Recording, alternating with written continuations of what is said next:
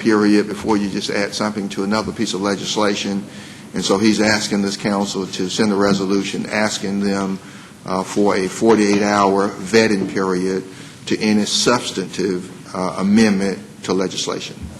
All right. Councilor Thomas? I just have a question, and Mr. City Manager, you may know, or Councilor Buck may know. It seems that I recall that there is some kind of a regulation that a piece of legislation has to lie on the table for a 24-hour period, or is there there's nothing there now to deal with this? Well, and maybe Councilor Buck can answer this, but we do know that on sine die, the last day of the legislative session, things that died in a bill get added to another bill, Councilor Buck, and those things obviously have to go from one House chamber over to the other, and then it ends up in a conference committee. But then it comes back and can be voted up or down and could pass that same night. And so a new topic can be dropped in at any point? Let's see. There we go. And the House has its rule, and they change, year to year sometimes. But it would be possible to do what you just said. Okay. Thank you. I just wanted to make sure I knew where we were going with this. Okay. We have Councilor Mike Baker. Have we gotten any feedback from our delegation on this recommendation? Well, when I mention it to them, they just smile. So that's the feedback. Okay. All right. Okay. I think that we don't have a motion on this one yet, do we? We've got a motion from the Mayor Pro Tem. Is there a second? Second. Second. All those in favor, please state aye. Are there any opposed? The two add-ons that were not discussed at the work session, the first is a technology fee. It came from Judge Zielinski, and Councilor Henderson did ask that we add it to the legislative agenda, requesting legislation that will repeal the sunset provision and allow Columbus to add a fee to state-mandated fines as approved for other cities in Georgia. Recorder's Court obviously is just requesting the removal of the sunset and feels the fee should apply to all tickets. State law as written does not allow the City of Columbus to impose a fee on state-mandated fines. And so Judge Zielinski and the CCG would be requesting a $25 fee be imposed due to startup cost instead of the $15 fee that we have. The charge would be added as a surcharge to each fine imposed by the Recorder's Court, and it would be effective July 1, 2016, which would be sometime after the 16th legislative session. And again, it would be used to defray administrative costs of Recorder's Court. We've got a motion. Is there a second? All right. We have Clifton Fay. Just one clarification. The technology fee in the current law is going to expire July 1, 2016. This request is for additional court costs, and that's what we're calling it in the official request, to be added going forward, effective July 1, 2016, at the time the current technology fee expires. Well, and thank you for that clarification, Mr. City Attorney. All right. All those in favor, please state aye. Are there any opposed? The ninth item comes from Councilor Barnes, has to do with home and community-based services. We're requesting legislation to continue advocating for and support additional funding in the 2016 session to be allocated for home and community-based services for Georgia's senior population. And Councilor Barnes may have comments, and I'll yield to him for that. Okay. Councilor Barnes? Mayor and Council, recognize nationally that in any city or county, the most vulnerable population are the senior citizens. With the rising cost of living, senior citizens being on a fixed income, it's difficult for them to maintain health and wellness, plus to just live. Home-based services are meeting this need.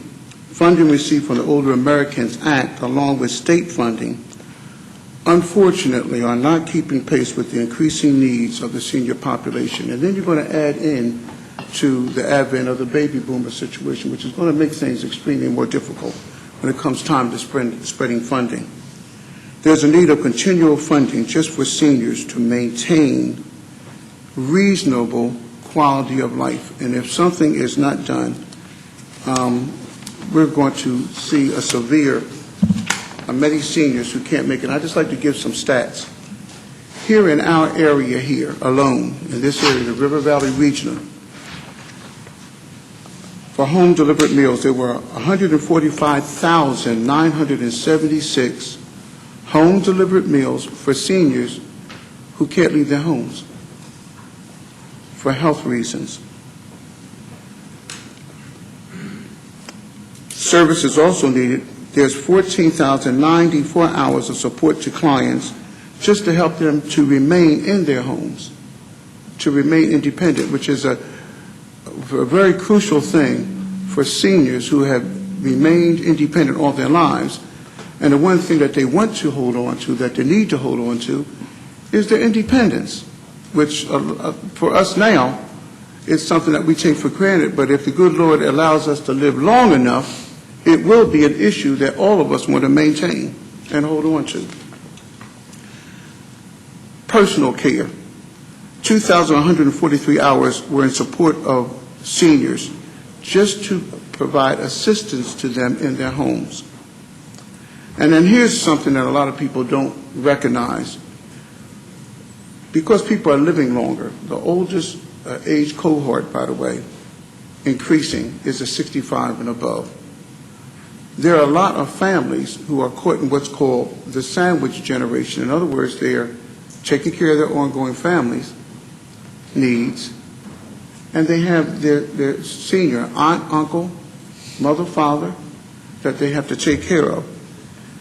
And that's an area where, in this area alone, River Valley region, 20,169 hours were given for that, to allow caregivers just to be able to step out of the home for a day, go to a movie, which for them, quality of life is something that's valuable as well. So I'm requesting this to be put forward on our legislative, to our legislative delegation. Okay. Take that as a motion and a second from Councilor Woodson. All those in favor, please state aye. And any opposed? All right. Madam Mayor, Yes. those 9 items will be presented to the legislative delegation at our Hometown Connection meeting this Friday at 11:30 at the Columbus, Georgia Convention and Trade Center. The Hometown Connection is an annual event for us where we are able to sit and have discussion with our state delegation. The Georgia Municipal Association representatives will be present. The Association County Commissioners of Georgia representatives will be present, and we will have city council members present, and we'll have a discussion with our legislative delegation this Friday, October 16, 11:30, Columbus, Georgia Convention and Trade Center, and the public can come out and witness that meeting if they so desire. Mayor, that concludes the legislative agenda, and we will be working with these 9 items for the 2016 legislative session. Okay. Councilor Woodson. Yes, I had a question, and I don't know if the city manager or the city attorney or who would answer it. If a constituent, here's the thing, I'm not sure if a constituent has a concern about a law that needs to, a state law, that they wish to see changes, would their concerns come to us and we relate it to our state delegation, or can the constituent go directly to them? The reason I'm asking is I've been approached by several fathers who have children, pay child support, takes care of their children, but they never married the baby's mother. So by Georgia state law, they're considered bastard children. So it means that if the father should pass away, if the mother should pass away, the father has no rights to the child, no matter if DNA test shows it, no matter if he paid child support, doesn't matter, because the child was not recognized in court. The father has no rights to that child. The fathers can go to court, but the mothers can contest it. So because of that state law that was done in the 1940s or something like that, is stopping fathers who want to be fathers to provide for their children. For example, if they should die and they had an estate and they wanted, and they didn't have a will or they didn't do anything, the child is not even entitled to the father's estate. So I don't, when the question was asked to me, and I was like lost, and I didn't know, and I just thought about it because we talked about these different things today. Well, if it's a federal issue, the citizen constituent should go to their congressional member, and they do have local offices, the federal legislators, the members of Congress and Senate, and they should go directly to their office. It's a state law. If it's state, I'm getting there, if it's a state matter, they should go directly to their representative in the House or Senate at the Georgia General Assembly, and they hopefully know their members of the local delegation, and they should contact them directly. And likewise, if it's local legislation, law, then that's when they should come to city council members, and they can go to their district representative or their at-large representatives, and there are 2 at-large representatives. And so if it's local, they come to city council. If it's state matter, they go to their state, members of the state delegation. If it's federal, they go to members of their federal delegation. Okay, thank you. All right. We have Councilor Clifton, did you want to speak to that? Just briefly, I mean, he answered it correctly, but what you brought up was family law matters, juvenile court matters, child custody. They need to talk to their state representative, because that's all controlled by state law. Okay, thank you. All right. We have Councilor Henderson. Thank you, Mayor. I just want to ask the clerk to record my vote on item 6. The PTVs is yes. I think it's important, since these are items that we're asking them to carry to the legislature for us, that they be recorded as unanimous votes. And to that end, I know in the past, several years back, we'd had discussions on how or if we should present items that were split votes. And I voted in favor of putting the freeze question on the ballot. I think it's important that we make sure the delegation understands that there were a third of our council who were opposed to that, so that they can seek those individuals out, talk to them, make sure they understand before they go and author any kind of legislation or take it to the. I'm sure they'll have questions about that. Thank Imagine. you. All right. Anything else? Madam Mayor, that concludes matters with the legislative agenda.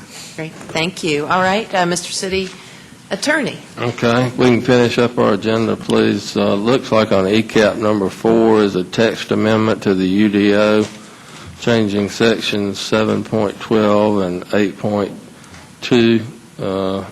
These are requested by Planning Division. Ms. Newman's here. A lot of it relates to stormwater and engineering, but if there are any questions, they're here to answer them.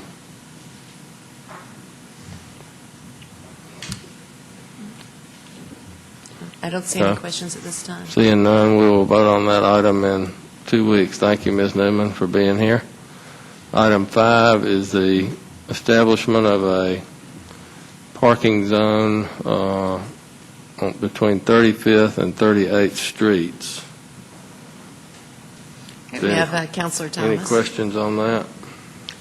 Thank you, Mayor. I was asked by our traffic engineer to put this on the agenda today, if I would, and he and I talked a good bit about what this means. He had been approached by some of the businesses up in that area that wanted some on-street parking on the west side of First Avenue. There is parking, parallel parking on the east side already, and they had asked for some parking on the west side.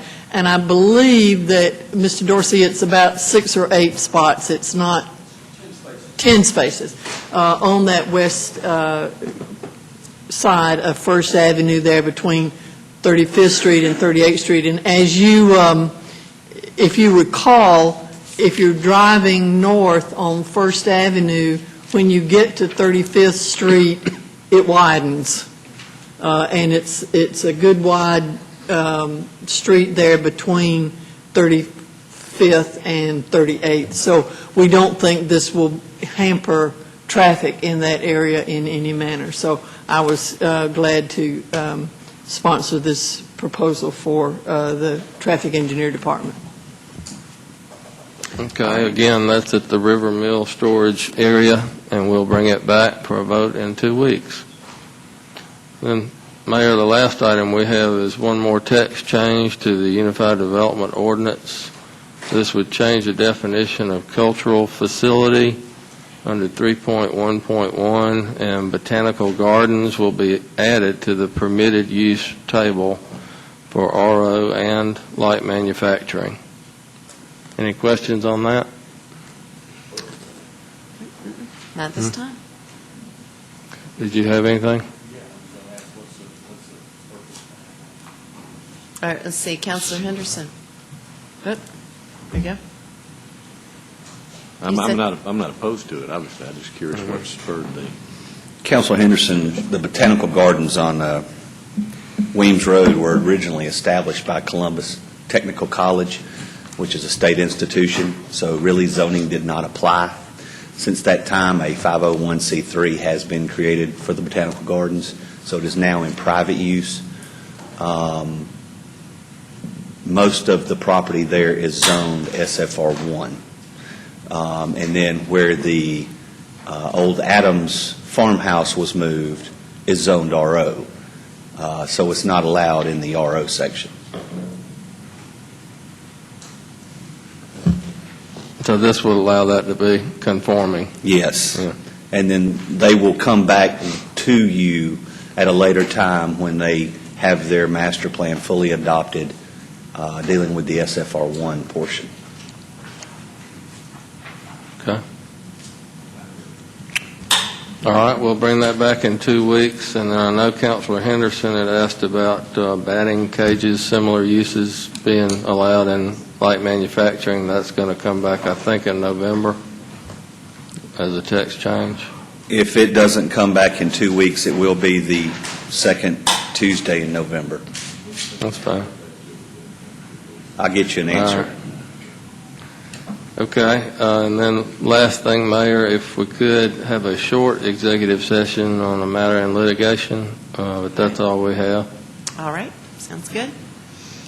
Let's see, we move into then our public agenda.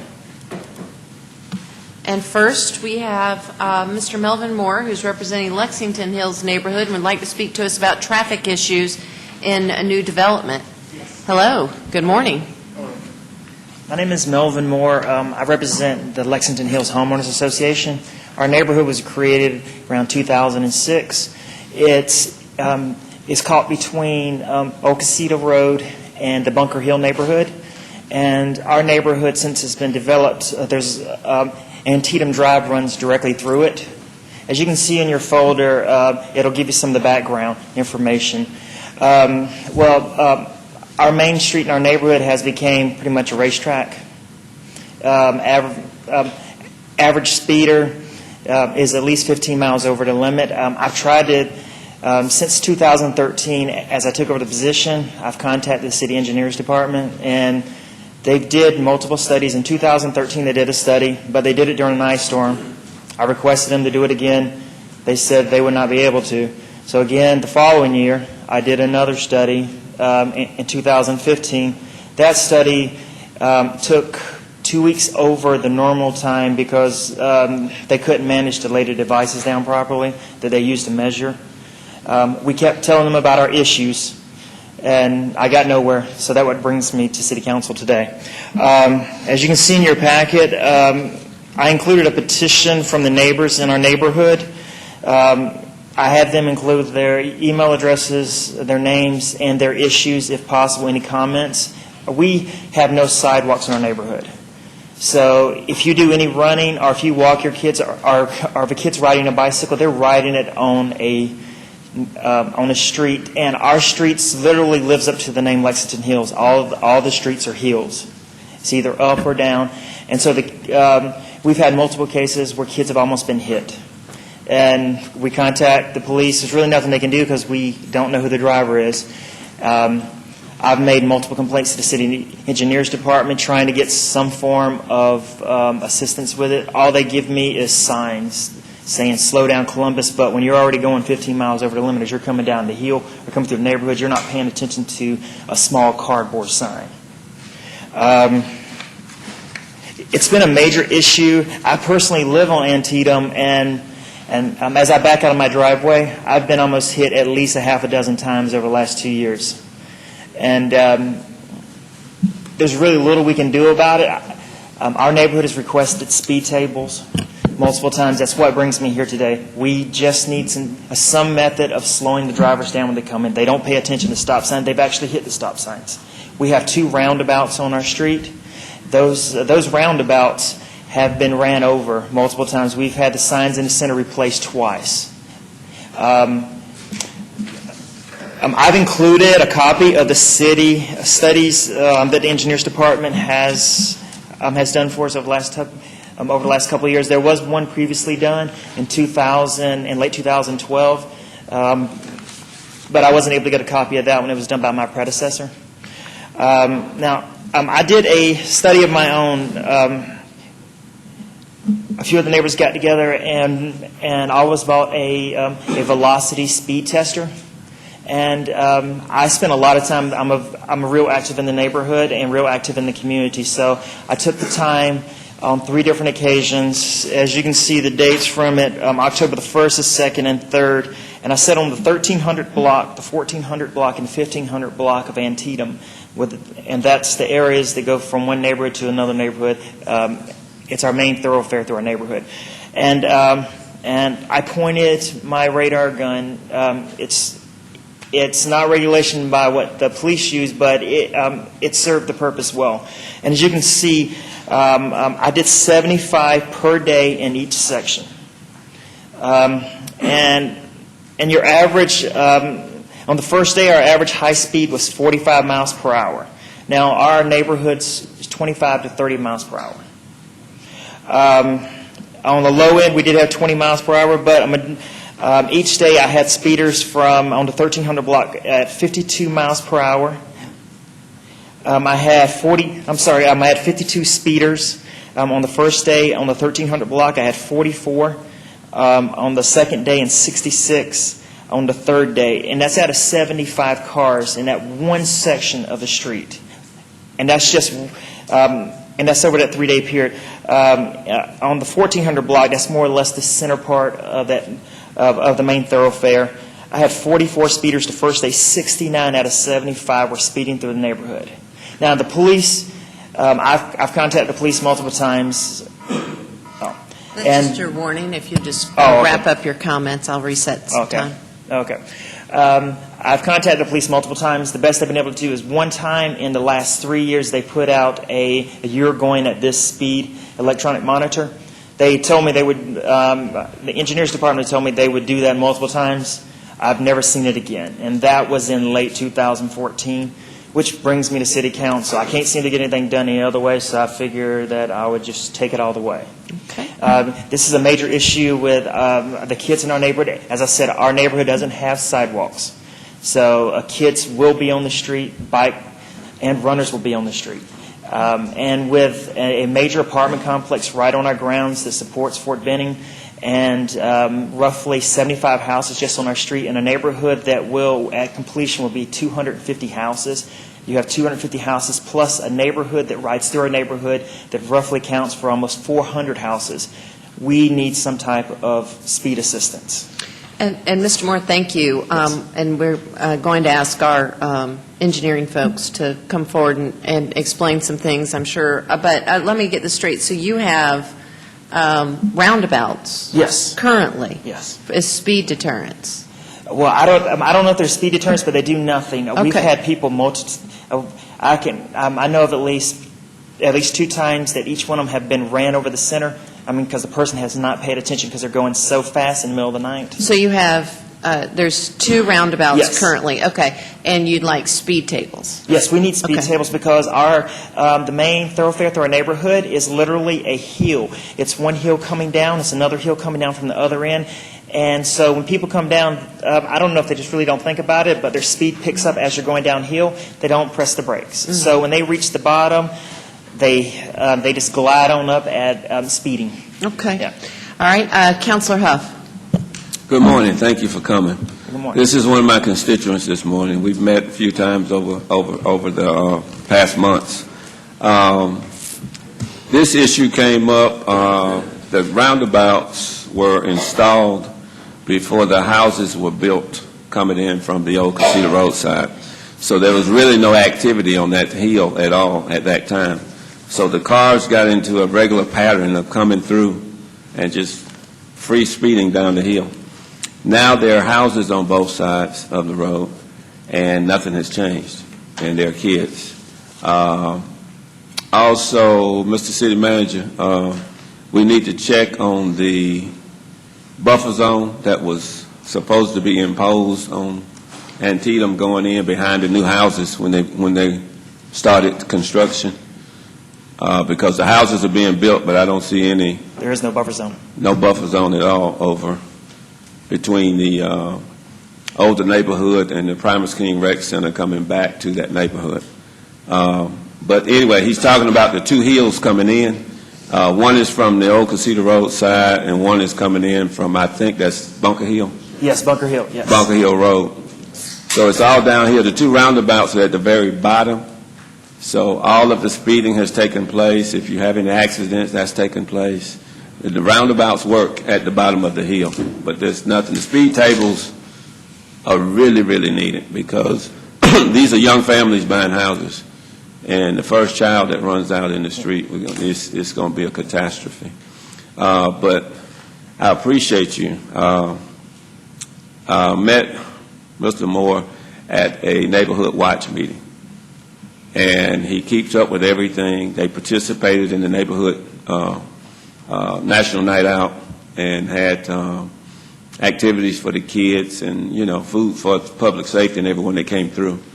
But the neighborhood as a association, as a group that we talk about all the time, they are meeting on a regular basis and they are trying to get things done. They are dues paying. They have an account, and they're just asking for some help from the city for things that they can't afford to do. But they're trying to keep up with the yards and things, and we're trying to create people to go in and cut yards. And I also offered that we had a group of teenagers that will go out and cut for seniors that need some help. That they're there, they're just a little bit older now, and they can't really work in the yard like they used to. So they're really making an effort to keep that neighborhood up. We just need a little help on the speed tables and a few items that he mentioned. Thank you. And then also, our neighborhood also has an apartment complex placed in the center of it, has over 250 units, so you have all those vehicles coming in and out on a constant basis. All right. We have Mayor Pro Tem. One of the things, Councilor Huff, we can ask the public safety director to have the police increase patrol out there. They have to sit out and give tickets out every day and let them do it. They have to be out there every day. All right. Mr. Moore, thank you. Thank you. Appreciate it. All right, we're going to have Donna, oh, wait, hold on. We've got Councilor Huff again. Yeah, was anyone going to address this issue about the speed tables? Absolutely, that's what I'm about to Oh, call okay. forward Okay, right I didn't now. want him to leave. Yeah, but we don't want the dueling debate. So, yeah, thank you, Mr. Moore. Doc, if you would, please. The speed tables are available for Antietam. We will just have to look and see the proper locations to provide adequate sight distance for the drivers to be able to have advance warning and notice that they were approaching the table. The big issue, again, is the funding and of the source of the funding to install these tables.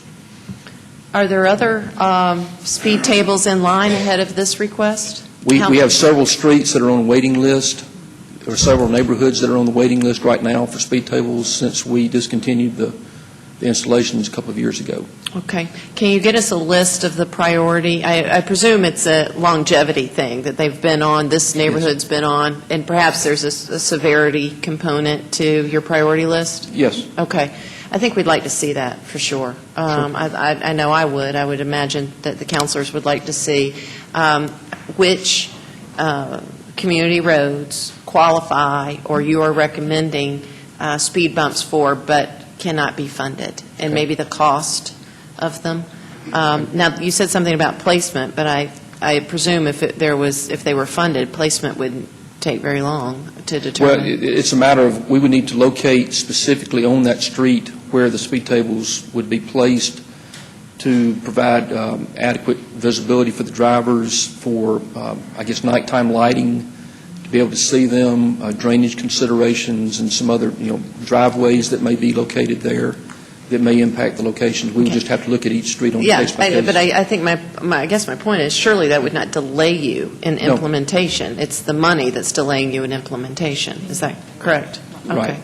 All right, Mr. City Manager, and then we have some council discussion. Madam Mayor, I'll just have them to do an update at the end of my agenda on the fourth Tuesday regarding speed tables and the status, where we are, and the number of requests and what the cost would be if we did them all, or what the unit cost would be if we do them street by street. Right. So we'll do an update. Okay. Thank you. We have Councilor Thomas. Mr. Dorsey, I don't have any idea how much a speed table costs. Can you give me a ballpark figure? Yes, ma'am, I can. The ones that we have recently installed that are modular, the materials are approximately $8,000 a piece for each speed table, and there's about $2,000 of labor, so each speed table would be about $10,000. So to install a speed table would take us about $10,000 per Yes, ma'am. table.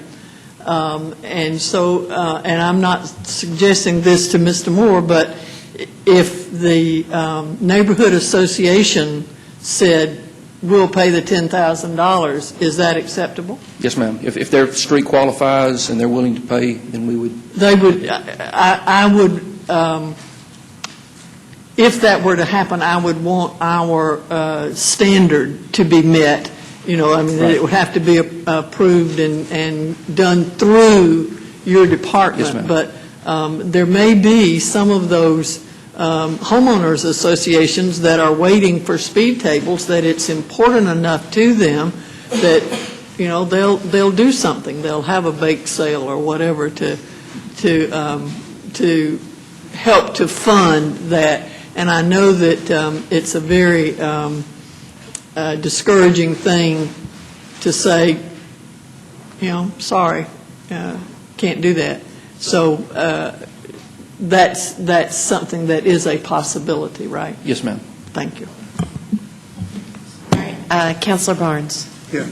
I know you received requests for Gardner Drive, was submitted on Gardner Drive, and I know that the response, because I asked the 311 operator to get back with me on it, and you said it was no funding, but I want to be assured that Gardner Drive is on that list.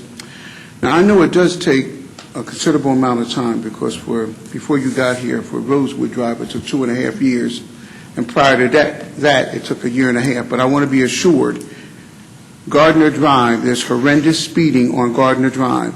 And 2 months in a row, residents called me, and I called it in, and I received the same reply.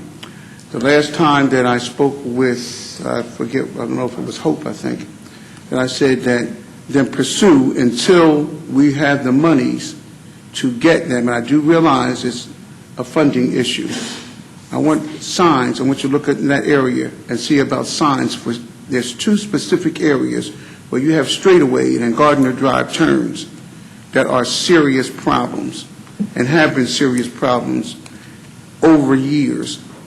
So in the interim, I would like for us to pursue putting signs up in those little arrows like they have on North Oakley now that do slow individuals up. Pursuing that in the interim while we're waiting on the monies to come for the speed tables. Yes. Thank you so much. I appreciate it. Okay. All right, we have Mayor Pro Tem. Yes, Madam Mayor, can you find out, or Clifton, can you find out if there are any public safety funds we can use for speed tables? Like, if there are any fees associated with traffic stops? Because if we're increasing patrol in these areas, it's causing the problems. Mm-hmm. In my mind, there ought to be some way we can use some of that funding to help alleviate the problem. Let's see. Mr. Fay. Yeah, Mr. Fay. I think, as far as funding, sure, we can look at various, I know we can't, the traffic fees and fines go into our general fund, and I'm not sure we can ascribe that to particular purpose. It has to be allocated by council, but we can certainly take a look and let you know what we can find. Okay. Mm-hmm. Okay.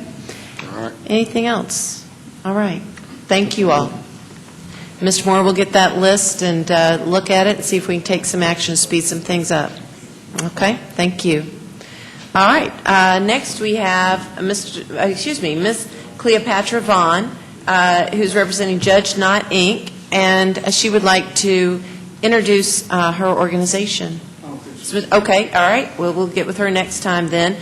Miss Stephanie Hayes is representing GBBC Women's Conference. There's a benefit concert coming up. Is Miss Hayes here? I don't see her either. But we'll get them back soon. Next we have Mr. William Billy Watson and Mr. Lester Massey, who's representing the Retirees Health Benefit Committee regarding change in consultants. And I know our consultants from Shaw Hankins are here as well. So welcome this morning. Morning. Good to have you. Good morning. Excuse me. I'm Billy Watson, 5552 Perry Avenue, Columbus, Georgia. I'm here. I have 2 members of the committee with me, Lester Massey and Jack Kinsman. The president of the retirees is supposed to be here, but apparently he didn't make it. I think to illustrate our problem, we're going to have to go back and talk about the past, the problems we've had in the past. In October 27, 2007, the Director of Human Resources and the Finance Director sent a recommendation to City Council to change from self-insured to Medicare Advantage. They stated it would save money for both the city and retirees. However, when we got our premium for 2008, there was a $2,000 maximum out-of-pocket expense. We went before the council in January and told them that retirees could not pay. City manager said they would meet with us. About 3 weeks went by, and I heard nothing from anyone. I got on the public agenda again. On Monday, before I was to appear on the agenda, I got a call from the Director of Human Resources, wanted to meet with us. We scheduled a meeting for the following Thursday. I took the FOP president, 2 retired firefighters, and retired police officer with me. After we sat down in the conference room, the director said he needed to talk to Blue Cross representative in private. They talked for about 10 minutes outside and came back with a new proposal. Actually, there would have been a $10 increase in the budget for the following year. Our premium at that time was $90. They told us then in the new proposal they was going to reduce this $90 to $78 and out of the pocket expense to $2,000 to $500. and they would let us vote on this. I told them that this was wonderful, but how could you do this after you told us you had to have the $2,000? They said there had been changes in Medicare the first of the year. I called two different people in Medicare, and one of the others called there had been no change. In 2009, 2010, our premiums went from the $78 to $125 a month. The representative from Benelistics, I think someone that the city manager had got approved, told us that they had looked at all the plans, that Blue Cross was still the best. Our premiums now had gone up to $125. Around September 2010, we received a letter from Blue Cross that our premium was go up from $125 to $195. We went before the council several times before December, and we had gotten the premium down to $165. The city manager presented this at the last meeting in December of the year. Some of the councils were upset because they had not had any information, and now they had to vote on something they knew nothing about. It was obvious that Blue Cross was the only one that had ever been contacted, because I had met with a representative in Humana, and they had a plan. I also met with Nate Sanderson, president of the NAACP, and both of them would give me their policies. The council voted to approve, but paid part of our premium for 3 months of the following year. I went to see the mayor in January 2011. She made a phone call while I was in the office, and the premium finally reduced to $135. And then the retirees' health care benefits was created in February 2011. A few months later, the city manager recommended Benelistics be given contract be extended. We opposed this, and the council voted 10-0 not to extend it. In February 11, the Columbus Council created a Retirees Health Benefit Committee of 5 members with the Director of Human Resources or their designee as a ex facto member. This committee was to examine issues of health insurance, prescription medical benefits, and any other retiree benefits. It was to advise the council and assist the mayor and council with respect to any proposed amendment to the Columbus Georgia Retirees Health Plan or any proposed health benefit. For the next 5 years, we had Northwestern, and for 5 years, the insurance went up for the city on $1.25, even though we had a tax on the insurance thing, and we did away with the catastrophe drop section from the policy. We would not have been able to do this without tremendous help of Northwestern Benefits Corporation. Every retiree had been given a card with a number to call, and if they had a problem. Mr. Watson, it's just the warning. I'm going to reset some more time.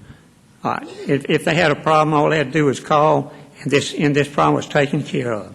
Members of Northwestern showed concern for retirees, and some attended our Christmas party and brought prizes. It was a shock to members of our committee and also to many retirees when they found out that there had been a change in the consultants. Since members of our committee had no input in this decision, it appears that we had gone back to the past when we had problems before. Members of this new company was not at our meeting. Some of us don't have cards yet. Now, there's been a couple of problems, and I've had 3 calls from someone there, and I think they straightened them out. But this is not our concern. What I'm concerned is I have the bids from Northwestern also from their company. Now, it appears to me that there was no difference, and I don't think when Retha presented the proposal, she showed any difference in the bids. Now, if the council wants to pay, it looks to me like twice the price for the same thing, that's okay. Our main concern is that we don't think we've been treated right. We've been shown no respect. We had no input in this. I know whatever y'all want to do, that's fine. You're the council. But we're the retirees, this committee, and the retirees are very upset. Thank you very much. Mr. Watson, I just want to ask you a couple of questions, because when you came to visit me, I, of course, got on the phone, and Shaw Hankins said they had come to your meeting and met with your people. They just didn't go to the second barbecue, but they came to the actual meeting. Well, it was my understanding they were to come to the barbecue and give us cards. I don't have a card yet. Okay, well, they're here, we'll ask them, but I just wanted to let you know that they said they were at the meeting and met with folks and Oh, they met answered with, questions. yeah, they came to the last kind of thing. retirement, but not, I don't know how many people have cards. I don't have a card. Yeah, but they just didn't know, at least they say they can speak for themselves, that they thought the barbecue was just an invitation to a party. They didn't know it was a meeting, and I think it, you know, if you want them at a meeting, they'll come to the meeting, they told me. I don't have so. anything against this company. I don't know this company. Okay. I just know what we've had from Northwestern for 5 years. Yeah. And I know we've been completely satisfied with it. I see no reason to change it. Okay. And I don't, we've given any respect because we knew nothing about the change. And you said it's your understanding that we're paying twice as much for Shaw Hankins as we were for Northwestern? Because I'll make sure we ask Retha about that.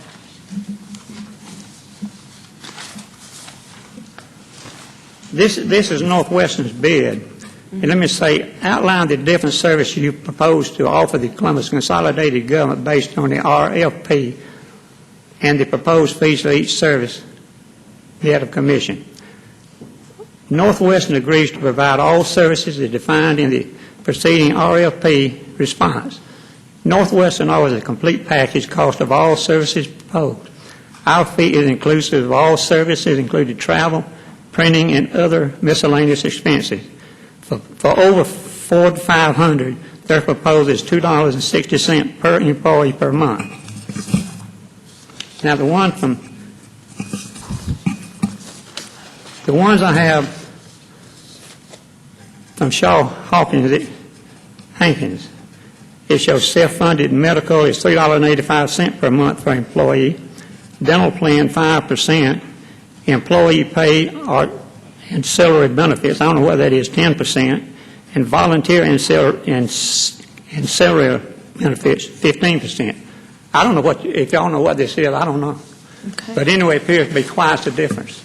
Okay. Now, when Retha presented this thing, her proposal, she only stated, she said that benefit was selected by an evaluation committee. We don't know who this committee was. We had nothing to do with it. It provides services for our employee benefit plan. She said they are privately owned full-service benefits brokerage firm, which is based out of Georgia, and their corporate office is located in Marietta, Georgia. She said the new firm will be effective and proactive in providing services. That's all I see in her proposal. Okay. I mean, I don't know how y'all voted on this, but that's up to y'all. Whatever y'all want to play is y'all's business, but our concern is respect for this committee we have and what's happened to us in 5 years of Northwestern. Okay.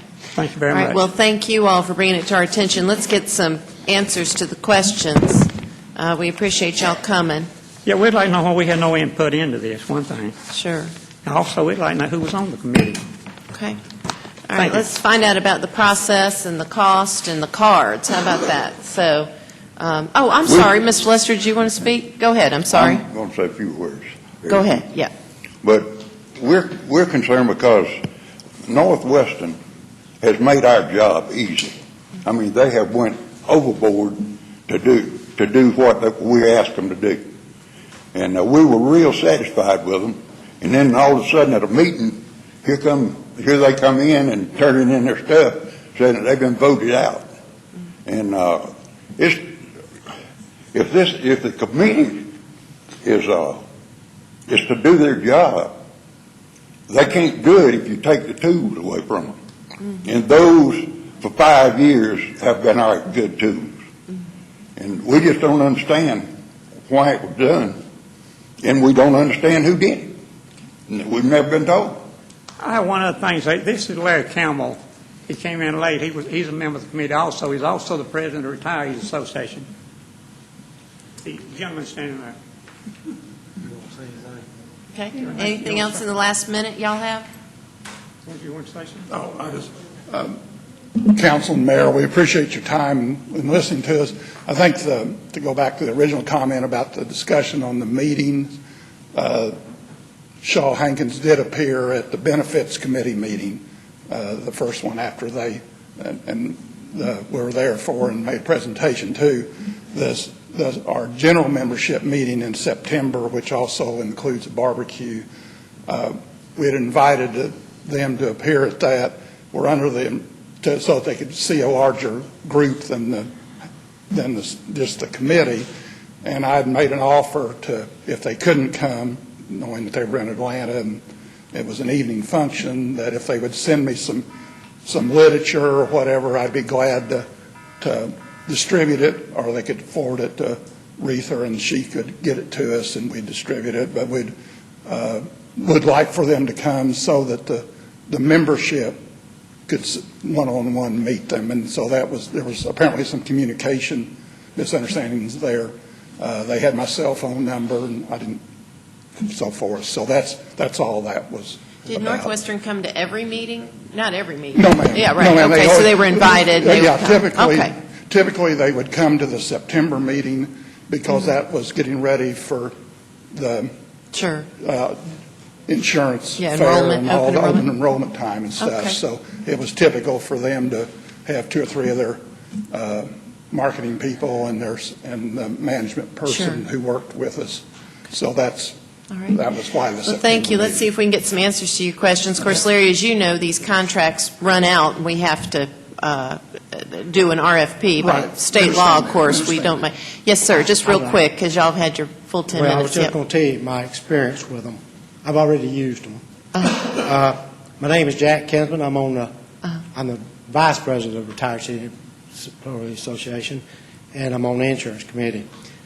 Well, a couple of weeks ago on September, I think it's 25th, on Friday, I pulled my card out to give them a call, and I talked to a certain individual, told them what I needed, and I requested to get a copy of my EOBs for the year for my mother so I could help her out.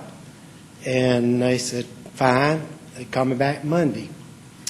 Well, Monday rolled around. I didn't get a call back Monday. So the next Friday, I give them a call again. Talked to a different person this time. It was a lady this time. And she said the person I talked to wasn't in. She didn't know what I talked to him about, which I explained to her. She said, I can't help you. You don't have to wait till he gets back. I'll put you over to his voicemail, and you can give him a message. So I left a message. Well, Monday come, still didn't hear nothing. So I called United Healthcare and asked for the EOBs personally.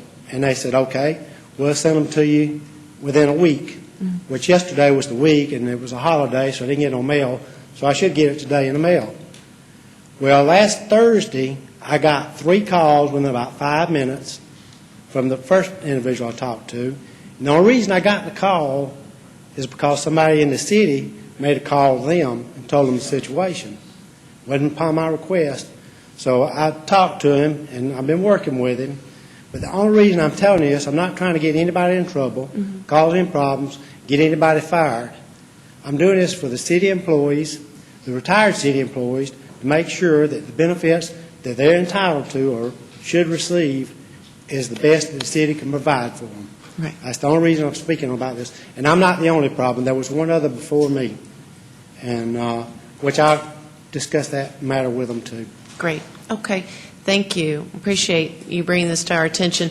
Retha, why don't you tell us about the process and the bids and the cards and all that good stuff, and if Shaw Hankins needs to come up and talk, that's fine. Sure. Good morning again, Council.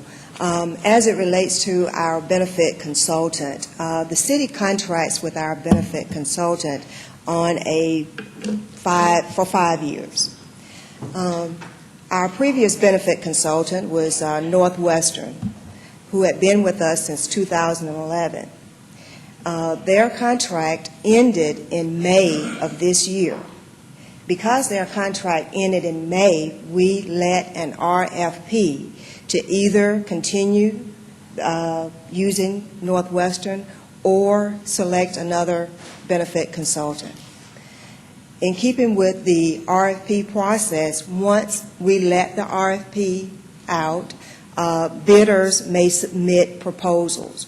We had, I believe, 7 proposals that were submitted. A committee of those folks who are familiar with the services provided by the benefit consultant was brought together via the purchasing division. Those 3-4 committee members who are familiar with the services provided by the benefit consultant reviewed the RFPs.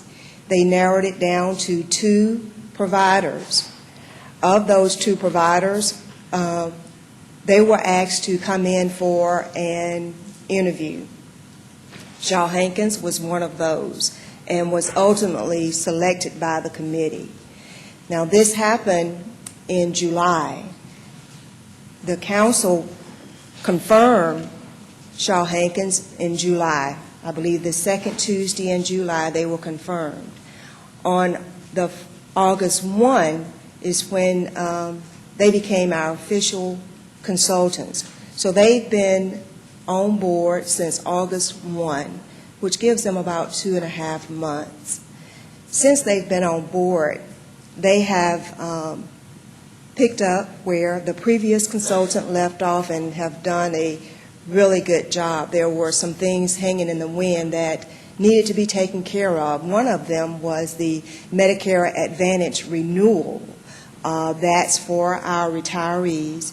It renews, of course, in January of 2016. However, we began that renewal process in July. It's when we start working on that, and we meet with the retirees in August. So the new benefit consultant was able to pick up from where the previous consultant had left off and met with the retiree committee in August and presented a very good renewal for them, as you've already confirmed that. The next big thing that we've been working on that the benefit consultant has worked diligently with us is our open enrollment, which started last week, and that will run till October 23rd. And they've done a really good job to prepare us for our open enrollment. We've got a handout for you that I want to share you when we start talking about our health care update. But they've done everything that we've asked them to do in a very short period of time with a huge transition. It is a big deal to transition from one benefit consultant to another, and that transition is still working itself out, but we've done a tremendous job thanks to the benefit consultant that we have on staff now. They've done a really good job at that. In terms of cards, I believe Mr. Kinsman may be referring to, it's like just a business card that will have the 1-800 number for the call center. We do have those now that we're distributing to all employees and to anyone that participates in open enrollment. It's just a business card that has the call center number on it, where any employee, whether it's an active employee or a retiree, may call that number and get assistance with any of their insurance issues that they're having, such as similar to what it sounds like Mr. Kinsman did. So that's available. I don't know if there were other specific questions that I could respond to regarding the transition with the new benefit Did you consultant. speak to the cost, this business about Shaw Hankins being 2.5 times more expensive than Northwestern? Sure. We've paid, when we started, the city determined that we would benefit from the services of a benefit consultant. There's always the dilemma of how we're going to pay for those services. And so in our RFP, we provided several options for payment. One of those options is that the benefit consultant may be paid via commissions. That was palatable for the City of Columbus and for many of the vendors. So when the first consultant we had was Benalytics, who we paid via commissions. The next benefit consultant was Northwestern, who we paid via commissions.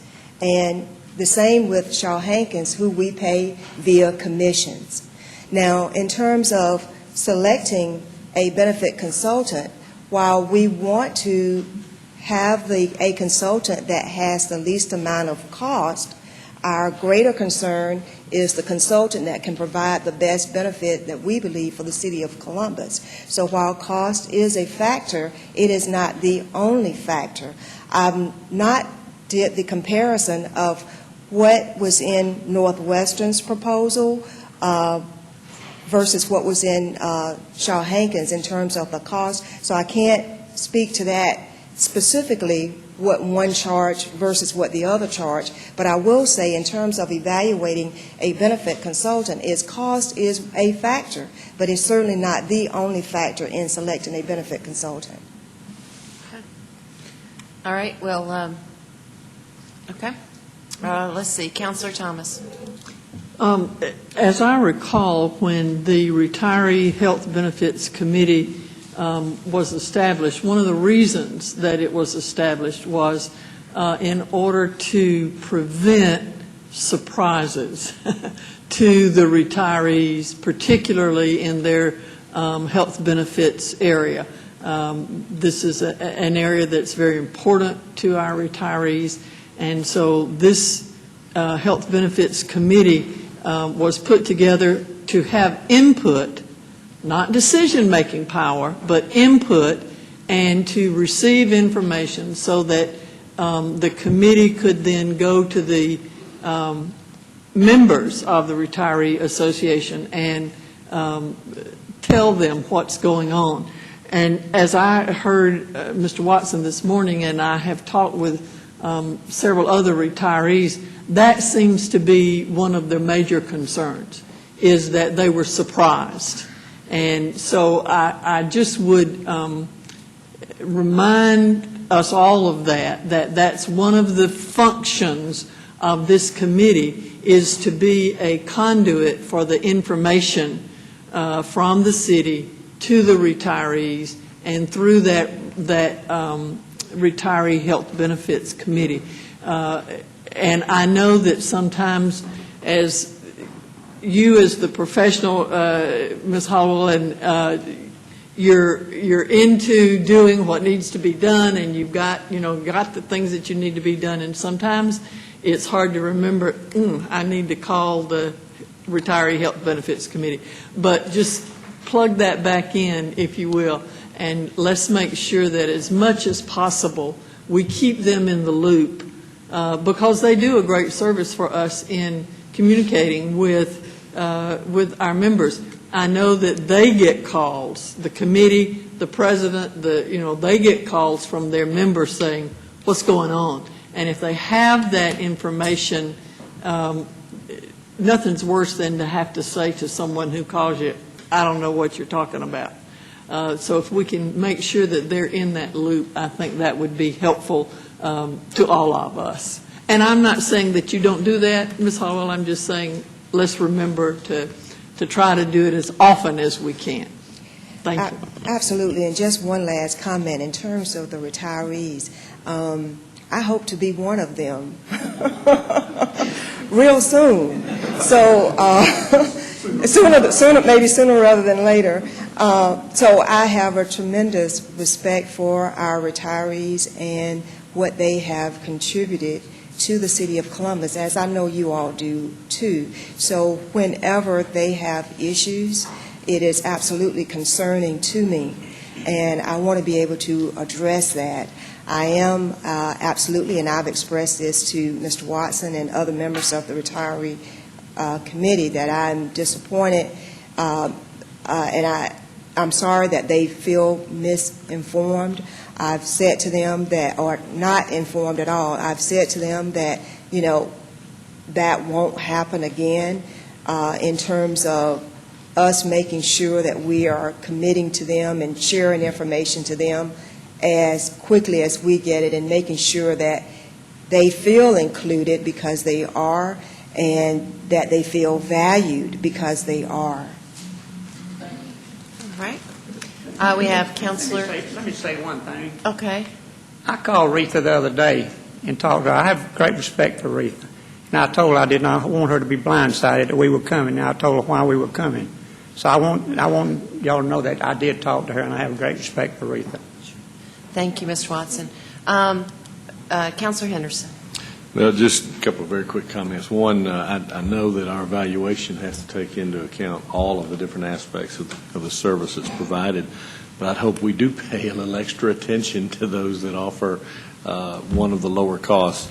And I know Shaw Hankins is here, and in light of this, I mean, anytime you make a change in direction, there's a little dust kicked up in the road, and we get that.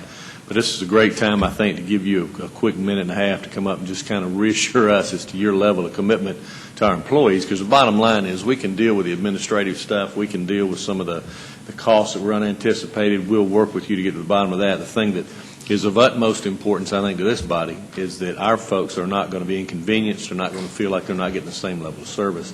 So I know y'all have had to sit here and listen, so I think it's a great opportunity for you to kind of come up and kind of reassure both the employees and this body. My name is Scott Hankins. I'm the president of Shaw Hankins. And first of all, I'd like to apologize. We did not realize that the cookout was, excuse me, more of a meeting. We were at the business meeting a few weeks before, and we thought that was what the expectation was. This is an extremely busy time of the year. We thought it was, excuse my voice, but we thought it was the type of invitation that you get in your neighborhood. Hey, we're cooking out this weekend. Come by if you can. And we took it like that. And so we did not realize it was more of a business meeting. We won't make that mistake again. Sorry about the fumbling of the phone call. I looked into it, and the work was being done about the request. The phone call that was not made was just to inform him about the work not being done. Certainly not an example of our normal work, but I apologize for that too. But I can assure you we've got a group of people over enrolling people at Public Works right now. We have multiple phone calls coming to our call center right now too. We've worked hard to provide your employees with as good a benefit package for this year as possible. And I think when you see this 5-year master plan in a minute, you'll have a better feel for our typical work product. But I'd be glad to answer any questions while I'm standing here. Are you on later on in the agenda? Yes. Oh, okay. All right. So we're going to talk about some of the issues related to you coming on board substantively. Okay, yes. Great. All right, thank you. We'll hang around, and maybe Mr. Watson and the folks from the Benefit Committee will hang around for that presentation too, or catch it online or on television replay. Thank you all very much. Appreciate you coming. All right, next we have the city manager's agenda, and so we're going to turn that over to him. Mr. Hughley. Thank you, Madam Mayor. I've got a few things that require council vote, and then I've got what are scheduled to be very brief updates to include health care. We've already dealt with the legislative agenda, and so next on my agenda, I've got a contract extension with the Columbus Convention and Visitors Bureau. The city, as you know, levies and we collect a hotel occupancy tax that is 8% at this time. State legislation requires that 4% of the 8% hotel motel tax proceeds be appropriated for the limited purpose of promoting conventions, trade shows, and tourism. The contract between the city and the CCVB ensures compliance with Georgia law as it relates to hotel motel tax proceeds. In the past, Council has designated the CCVB as the exclusive provider of conventions, trade shows, and tourism promotion services for our city. This extension that we're asking you to approve today allows us to continue that relationship with CCVB and comply with Georgia law related to conventions, trade shows, and tourism. Got a motion and second for approval. Any discussion related to this item? Seeing none, please record your votes electronically. And I'll acknowledge that the President and CEO is here today along with other staff. Mr. Peter Bowden, just wave and say hello. Hey, Peter, good to see you. Thank you for coming. Thank you for what you do. And I understand we're about to get started a big branding project. Wonderful. Thank you. Look forward to hearing back from you all. All right. Next on my agenda is METRA, the TIA T-SPLOST project, and I'm asking for approval or requesting you adopt the resolution authorizing the budget for Metra under the Transportation Investment Act of 2012. That's a motion and second for approval. Please indicate your votes electronically.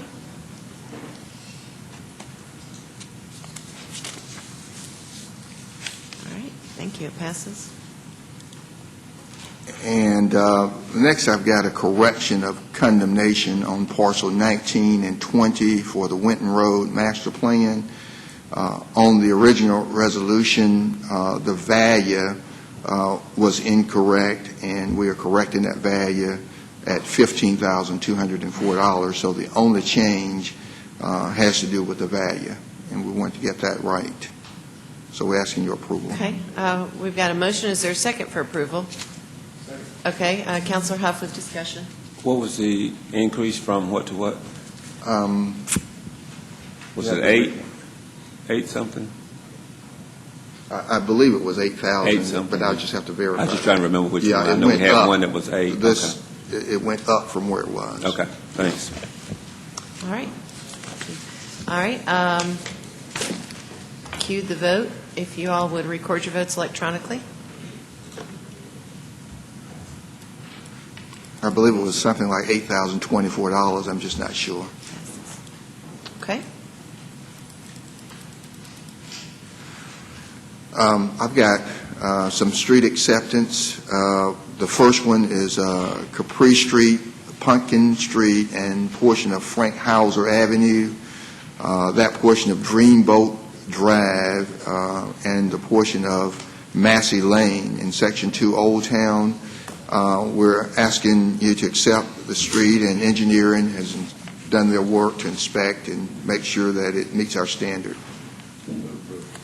Got a motion and second for approval. There's no discussion on this matter. Please indicate your votes electronically.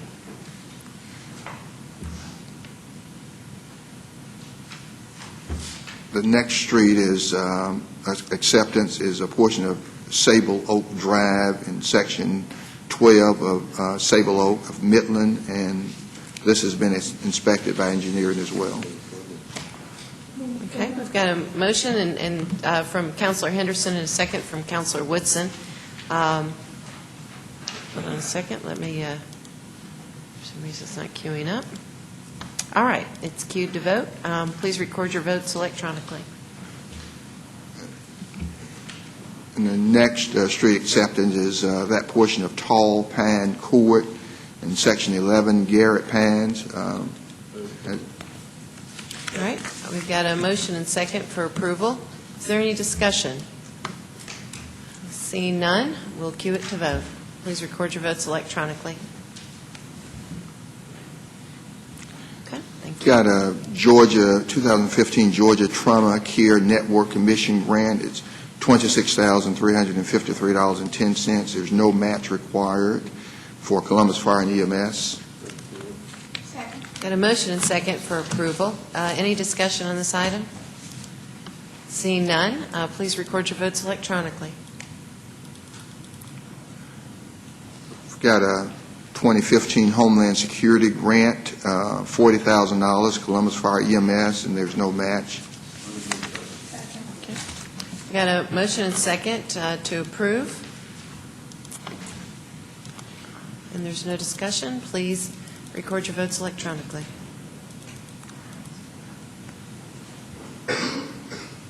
All right, and it passes. Got some purchases that will require council approval. First is I've got 4 Harley-Davidson Road King police motorcycles, $94,600. Okay, we've got a motion. Is there a second? And that's a motion for all the purchases, A through G. Councilor Woodson? Yes. Okay, A through G. Is there a second? A second. Does anyone want to pull any of them for discussion?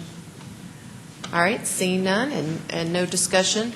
All those in favor, please indicate your vote electronically by pressing green. If you're opposed, press red. All right, thank you. I've got some updates, and we're going to work to keep these really brief. I've got the President and CEO of CVB here for a tourism update.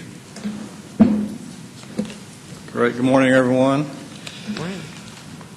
Tourism is economic development, and each year we partner with CSU to School of Business to look at see how the industry has performed overall. And this helps the CVB determine if the strategic plan is working and how we can adjust that plan according to consumer behavior. This year reports confirms what we've seen with other trends across the market, that travel is strong, but the spending habits of visitor has changed. Last year we saw growth in visitation overall, but the decline in economic impact that travel had on Columbus. However, we did see growth in a number of hospitality-related jobs, specifically jobs in the hotel industry, restaurant, and food service. And the research showed that there is confidence in travel, as well as visitors concentrated where they're spending their money, specifically in retail, arts, entertainment. This is a good report that we have to present to you this morning. It simply reflects what we've seen with other market segments, that there's a cautious behavior now with visitors and how they spend their travel dollars once they arrive in the destination. And so if you take a few minutes, we'd like to walk through the numbers with you. This is for fiscal 15. We saw 1.88 million visitors in our destinations. They generated $340 million of economic impact for Columbus. They also generated $29.8 million in state and local sales tax, $18.6 million in sales tax and lodging tax revenue. Jobs created because of industry, 4,477. This is up 3.5% over last year, over fiscal 14. And those jobs generated income, the industry generated $119 million of annual income for those workers. So let's break it down for a moment and look at the jobs specifically. We had 472 jobs in entertainment and arts, 372 jobs in retail and business, 900 jobs, lodging and accommodations. That's up 21% over fiscal 14. We saw 1,269 jobs in the food and restaurant service industry. And each year, 5,160 people, each day, 5,160 people will visit Columbus each and every day and spend almost $1 million in the destination. The average person within that scope will spend $180 and change each day while they're in Columbus. And then if you look at our different segments, in restaurants, $157,000 and plus dollars are the daily expenditure. Lodging, $197,327. In retail, $184,109. This is an 84% increase over fiscal 14, so you can see where their shift has taken place in the spending habit of the visitor once they arrive. Average daily spending on arts and entertainment, $68,782. Again, another increase over the previous year. Sales tax and revenue for the state, $43,569. Local sales tax and lodging revenue, $605 for that. And then the pay on an average daily spending, pay for local workers, $327,378.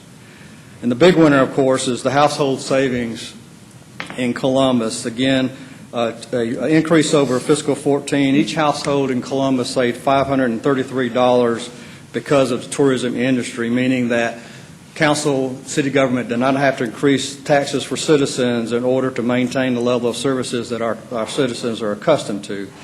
And then, of course, the return on investment, which is the one thing that we all look for, is that for every $1 that is spent promoting Columbus as a destination for travel, there was a $21.74 return on that investment. And obviously, we are very thankful that you all passed our our contract with the city so we can continue that work as we move forward. If there are no questions, I'd like to bring up a new partner and introduce those folks to you. The CVB has partnered with the organization Sea2Go here in Columbus to help deliver a better visitor experience. That once the visitor is in the destination, we can give them more resources to find out what there is to see and do, to make those cash registers ring, and to improve the economic impact that travel has in Columbus. I'd like to introduce David Hessler to tell you quickly more about the new technology that we are bringing to the city.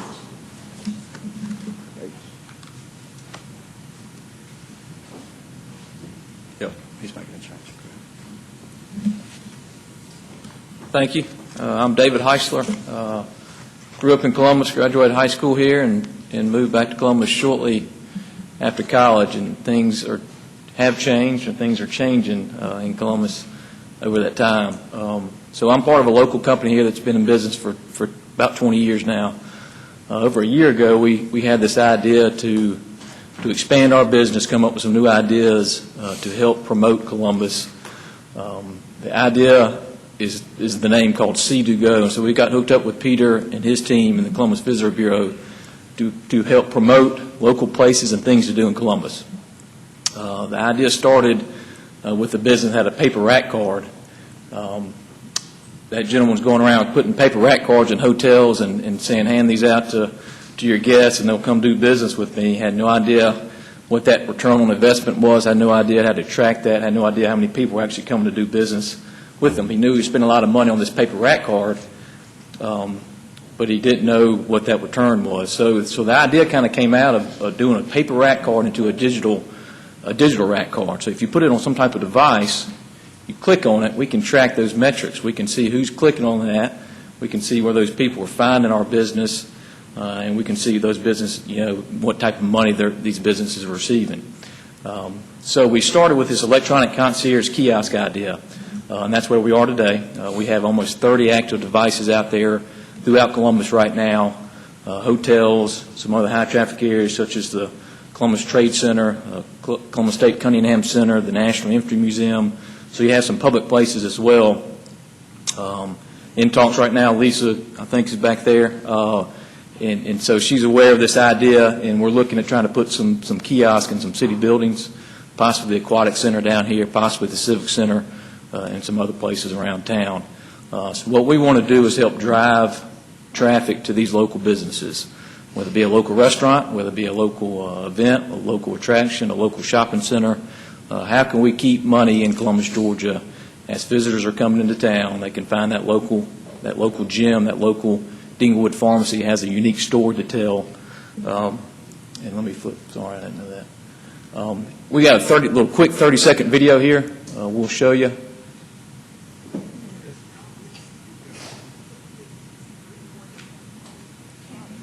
Yeah, he's working.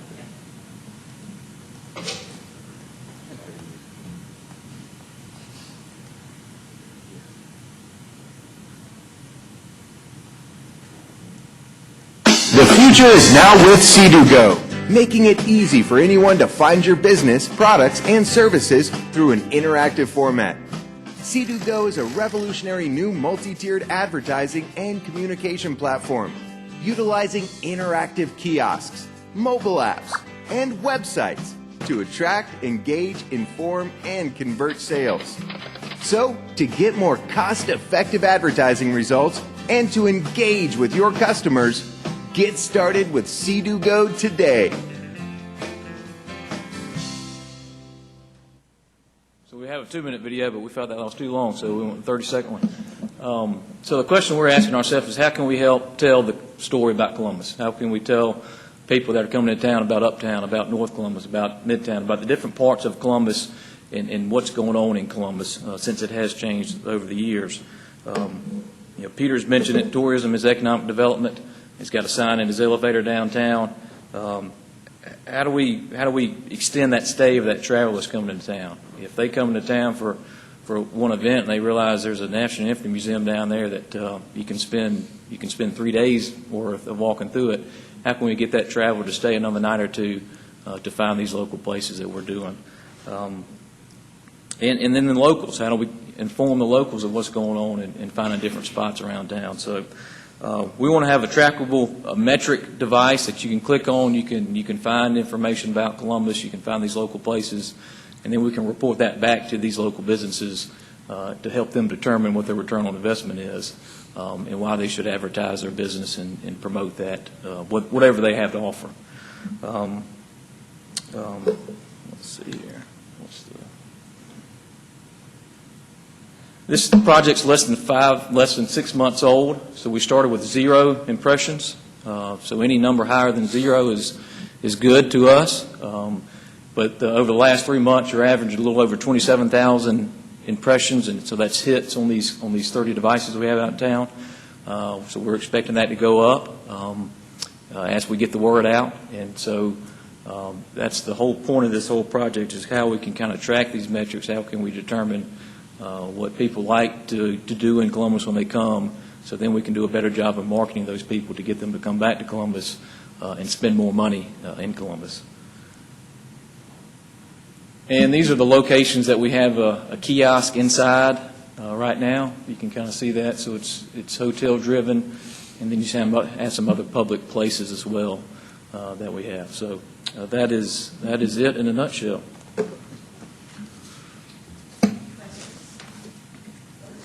Councilor Woodson. Yes, I have a question. In the part where you're promoting different events in the area, how do that information gets to y'all in order for you to put that? Is there like a cost to doing that, or how do you find out what's going on in Columbus?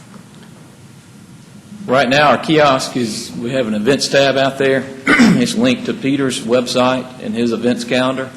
So the people that are feeding Peter's events calendar, they have access to this calendar right now in our kiosk. Okay, so if someone had an event in the community, a large event, then they would go through the Convention and Business Bureau's calendar, and then through their calendar, it would get to your kiosk. Is that correct? Right. That's right. They're continuing to update through that normal channel that they're doing today. I'm sorry I have to ask this question, but I have to ask. Sure. What is the cost for a local business to be part of this? It's a good question. We have a few different... I didn't want to put you in that spot, but there's many people probably watching, especially mom and pop stores, and especially people that talk to us every day. Right. And if we're going to promote, and speak for your See-Do Go, we need to know that. That's right. So we have basically 4 packages right now. They range from $15 a month to $450 a month. Okay. And there's different value associated with those different packages. Okay. And you said right now these kiosks are mostly in the hotels, if I saw it correctly. Are any of them going to go into like the mall or the strip mall or anything like that? Possibly. I mean, we're certainly looking at any avenue we want to. We have not sat down with the mall yet, the indoor mall, to talk to them about the kiosk yet. But we're certainly open to those ideas. It's kind of a test bed right now. How many devices do we need out there? And so we kind of came with the number of 30 to kind of start with, and so we can expand that out. We also have a parallel website running too, that you can find the same content that you have on the kiosk. So everybody, it's something I didn't mention on the kiosk too, is we're trying to touch that person's smartphone. So you're at the kiosk, you want to find where a particular location is, and maybe you're at the Hilton Garden Inn, as an example. You can now pull up a business, you can hit a button, you can text information to your smartphone. Now I have that business name, I have that address, I have that phone number, and I'm going to use that GPS in my phone to get from point A to point B. So is this like an app now that you can download on your phone? Not today. Not today. Right now, we're strictly electronic concierge kiosk, parallel website. We are in development of a mobile app, and so we'll continue to update you on that. But it's not a mobile app today, no. Let me ask you this question. I know you won't be able probably to answer it today, or something for you to consider in the future, because I think it's a great idea. I go to a lot of small towns and a lot of places and look, okay, what is there to do, Where's a Latin store? Where's this? Where's that? And sometimes Google is, well, he's my best friend. But sometimes they don't even know. And when I look at this and I think about it, I think it's perfect. I think it's really good. It's just knowing how to get the information to y'all to get it out there. Small businesses have a really tight budget. You have a lot of unique little restaurants that aren't part of the CVB in our community. Downtown, I represent downtown, and people don't think I go down there because I don't go down there and say, hey, I'm Councilor Mimi Whitson. You know, I just go down just like everybody else and sit in a corner and watch and see. And we have some great little restaurants that I can tell you that if I didn't walk physically myself around, I wouldn't even know they existed. And that's why I was asking you the cost and stuff, because I believe in relationships and partnerships. And when you can work something out with a small business that's growing, it's good to develop and have something where you both can help one another. And that was my reason for asking, because there are some really great little shops downtown that people are not aware of, and breakfast places. There's also like the Tuskegee Morehouse event when it comes. It brings thousands and thousands of people in this community. To have one of those at the Civic Center or somewhere besides the hotel, because sometimes these people don't stay in hotels, they stayed in friends' homes. That was my reason for asking about the mall. It's like the show that Pops started 2 years ago for the veterans. It's like the Latin community has a Tri-City Latino Festival.